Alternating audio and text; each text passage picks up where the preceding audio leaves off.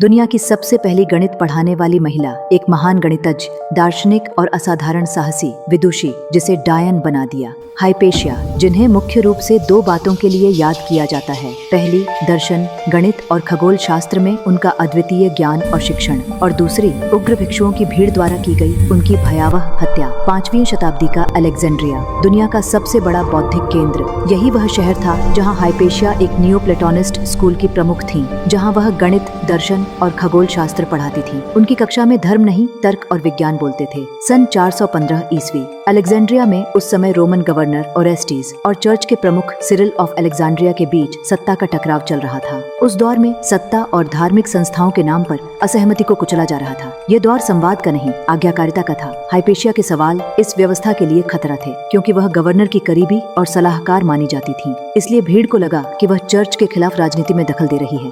एक दिन भीड़ ने हाइपेशिया को उनके रथ से घसीटकर नीचे उतार लिया। उन्हें एक चर्च के भीतर ले जाया गया। इतिहास बताता है, उनके कपड़े फाड़े गए, टूटी हुई टाइलों और सीपों से उनका शरीर छील दिया गया। अंत में उनके शव के टुकड़ों को शहर के बाहर जला दिया गया। ये सिर्फ एक हत्या नहीं थी, ये ज्ञान की सार्वजनिक फांसी थी।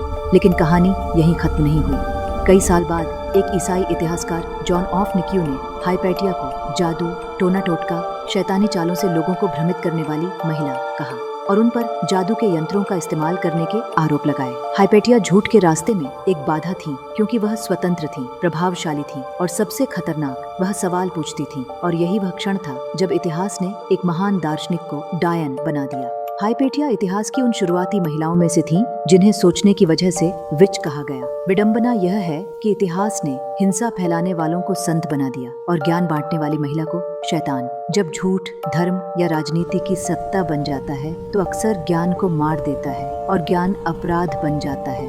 वहीं हिंसा को पवित्र बना देता है, क्योंकि उसे सत्य द्वारा हमेशा अपने मिटने का खतरा लगता है।